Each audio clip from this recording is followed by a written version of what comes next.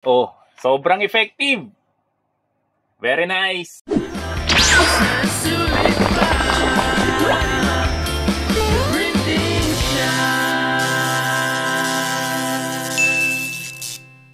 Hello guys, so sa vlog na to, ituturo ko sa inyo guys kung paano ba mag back-to-back print. Kasi matagal na rin sa akin ito nare-request. So ito guys yung ginagawa ko ngayon para guys makuha yung pinakamagandang back-to-back print. So ang gagawin natin dito ay sa Canva tayo magle-layout para mas madali. No? Click lang natin tong create. Sa create guys, no, select lang natin tong inches. Tapos ang ilalagay natin dito is 8.27 by 11.69. Kasi ang gagawin natin is A4 size. No? So click lang natin tong create new design. So una natin gagawin guys ay gagawa muna tayo ng flashcard. So ang size niyan guys is 3.5 by 2.5.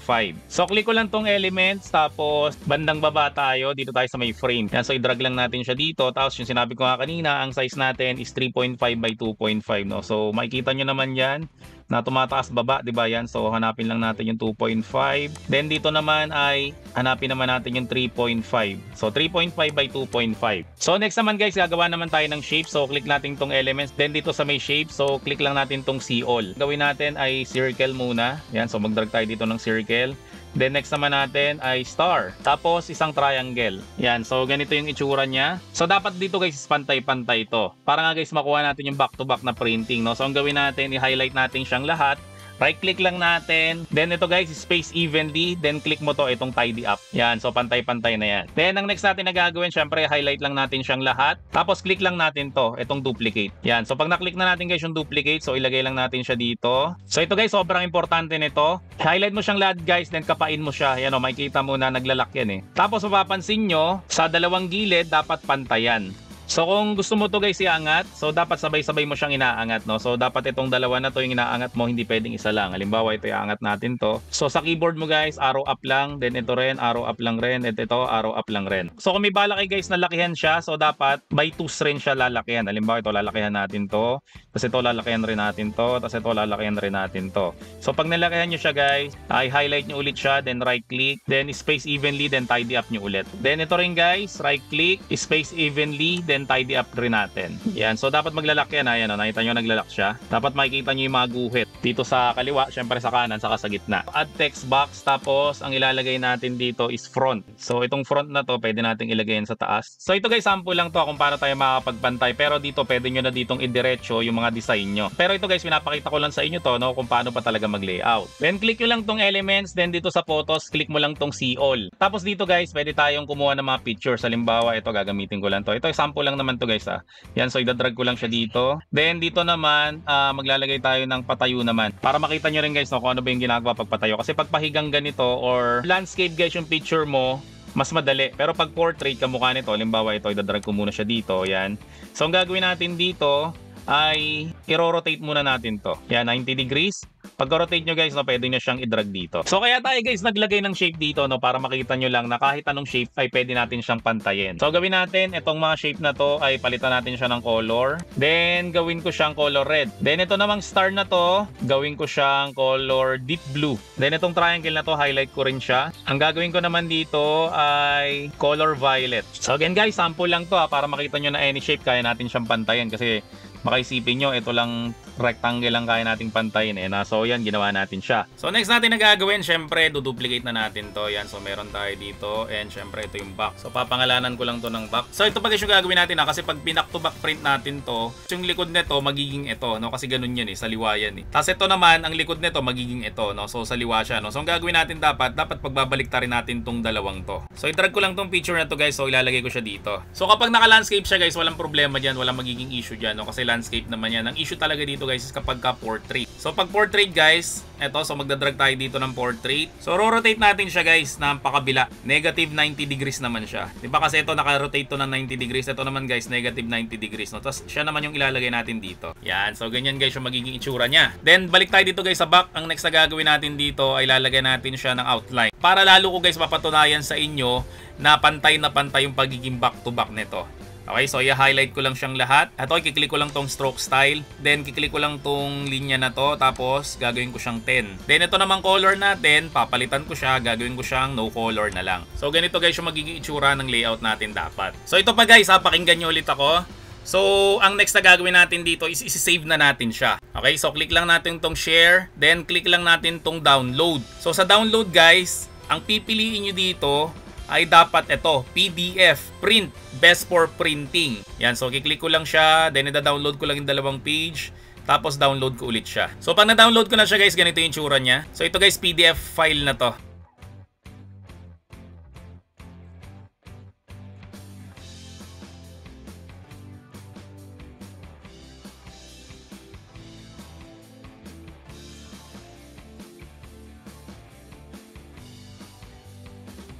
So, napakita ko na sa inyo guys kung paano ba yung pagpantayin yung back to back. So, ito guys, may mga ginawa pa ako dito ng mga template. So, ito guys yung mga flashcard. Yan o, A for apple, B for banana, and so on.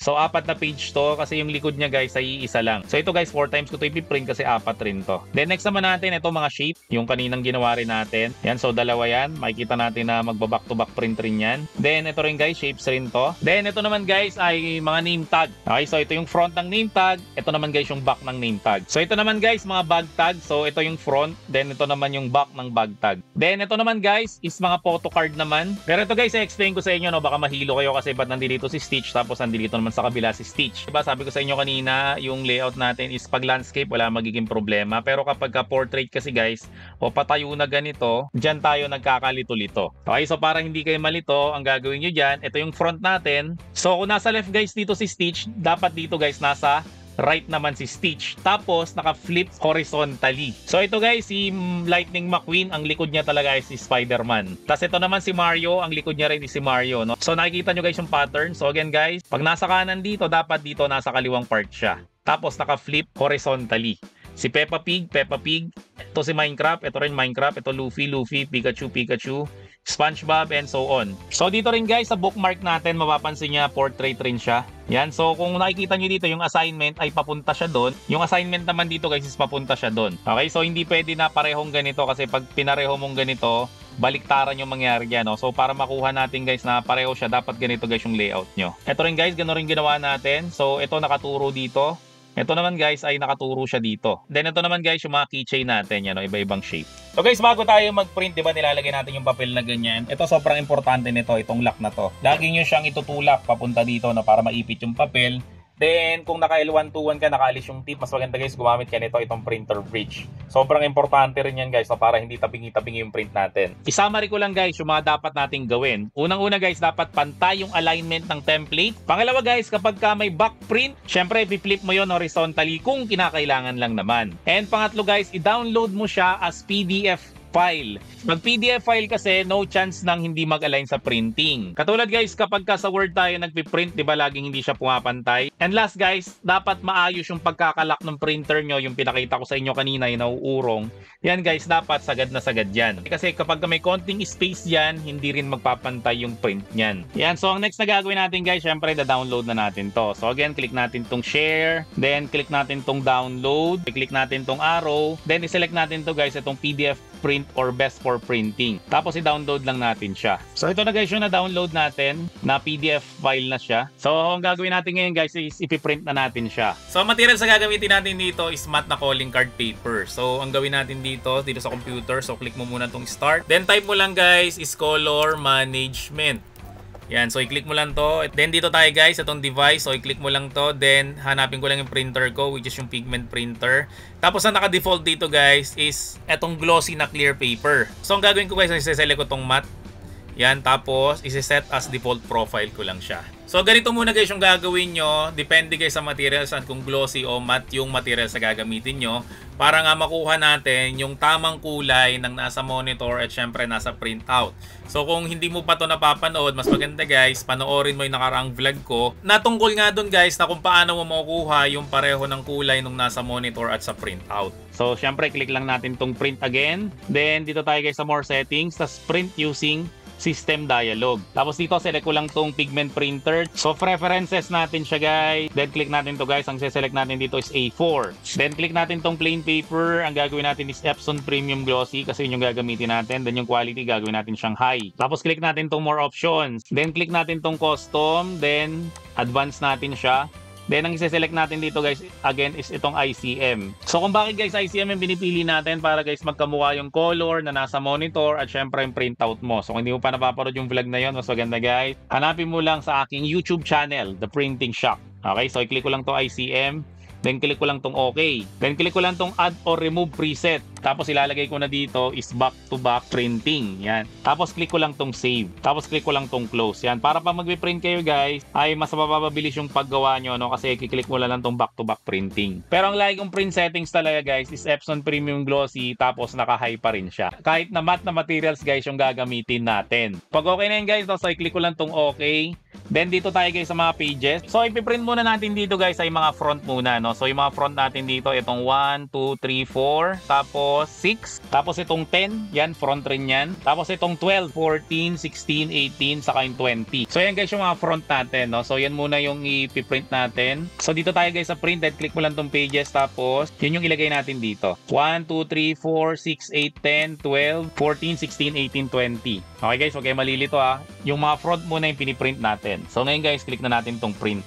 A few moments later. So next natin ay piprint guys yung back naman. So ito siya. So itong apat na to, piprinta natin to ng back. So again, ang pagsalang niya, ganyan, nakabaliktad. So babaliktarin nyo siya na ganyan. Pasensya na, one hand. Yan, tapos saka natin siya ilalagay dito. Yan. Tapos pwede na natin siyang i-print. So guys, ito na yung mga na-print natin. Yan, so ang dami talaga nating pinrint to. Yan, para makita natin na lahat talaga to ay pantay mula harapan, syempre papunta sa likod. So meron tayo ditong ring light guys, no, para i-check natin to kung talaga bang nakuha natin yung pantay na pantay. So i-on ko lang yung ring light. So unahin na natin to guys, itong activity card. Yan, so makikita nyo na wala siyang sobra.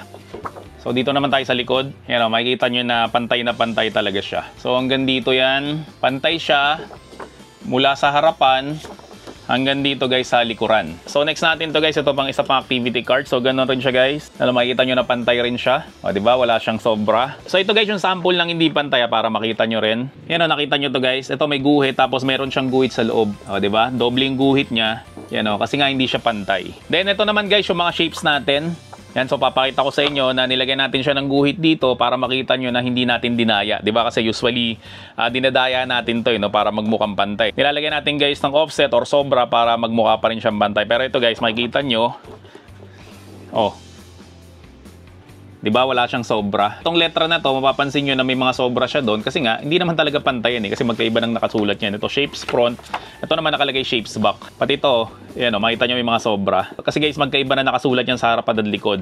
Pero pag nakita nyo to, itong mga shapes, yan o, pantay na pantay yan guys. Itong circle, o itong star. Ito, medyo mahirap tong makuha. O, diba? Pantay na pantay yan. Ito rin guys sa pang shape. O diba pantay? O ito pantay rin. O ito rin guys, pantay rin to. Then ito naman guys, name tag. Yan, so makikita nyo dito na wala siyang sobra dito sa gilid. Saka sa kabilang gilid wala siya. So hanggang ilalim yan guys, oh, wala rin yan sobra. So dito rin, o diba, walang mga sobra. Then ito medyo komplikadong shape. Itong bag.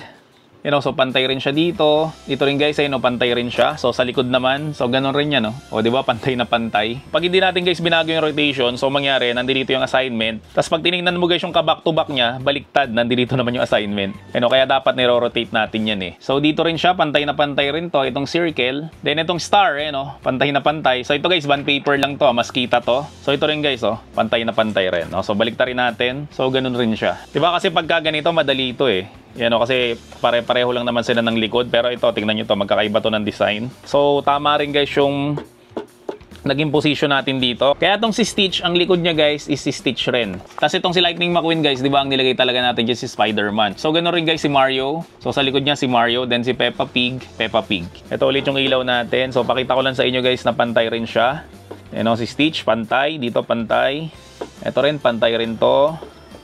Yan o, puro pantay sila guys. Hanggang sa ilalim yan guys, puro pantay yan. So baka akala nyo, malalaking shape lang ang pwede nating impantay, no? Kahit malilit guys na shape na kamukha nito. So ito guys, mga keychain. O diba, pantay rin siya. Ito pantay rin, ito pantay rin. Mapapansin nyo guys kagad pag di siya pantay. Tingnan nyo tong font na to. Yan, keychain front. Tapos nakalagay kasi sa likod is keychain back, no? So automatic naman hindi magpapantay, ano? Kasi magkaiba yan eh. Pero yung pareho ng design, ito, saka dun sa likod niya, Yan o, puro pantayan kahit na maliliit. Itong heart to, pantay rin siya. Then itong mga bilog, ganun rin. Then ito, pantay rin siya. Ito, grabe to. O, diba? So pantay na pantay rin to. Pero ang dami niya guys mga shape. So guys, walang issue kahit anong shape ba yan. Basta sundin mo lang tong video na to, mapapantay mo yan. Sure na sure, 100% back to back. So yung mga ginamit ko dito guys ng mga pictures katulad ni Stitch, ni Mario, ni Luffy ay galing yan guys sa Creative Fabrica. So kung gusto mo guys ma-avail yung free trial nila, so maglalagay ako ng link sa description section ng video na to at make sure lang guys na yung link na yun i-click mo para nga ma-avail mo guys yung free trial nila. Tapos guys pag nagustuhan mo yon, mura lang guys ang monthly niyan. At makaka-download ka na doon guys ng millions of font, ng templates, ng design na pwede mo guys gamitin sa business mo nang hindi ka nag-aalala ng copyright. So pareho rin yan guys yung process ng paggawa ng mga back-to-back na projects like invitation, booklets, flyers, brochure, at syempre calling card. So kung nag-avail ka sa amin guys ng calling card cutter, dun sa business card maker na kasama dun sa package na yon, ay pwede mo siya guys i-layout at i-save mo lang siya ng PDF para maging pantay guys yung pag-cut mo rin ng calling card. So guys, lahat ng mga materials, printer, cutters, at syempre yung mga supplies na pinakita ko dito sa may vlog na to is available yan sa amin. So kung gusto nyo guys mag-avail, no, hanapin nyo lang kami sa FB, The Printing Shop, at sabihin mo lang guys na naparod mo tong video na to para bigyan ka ng discount. Kasi guys, kung susuportahan mo kami, syempre susuportahan rin namin kayo sa pamamagitan ng pagbibigay ng mga unique na idea na kamukha nga nito. So kung nag-avail ka sa amin guys, so maraming salamat sa iyo. See you on my next video at bye-bye! The Printing Shop, ayos na sulit pa.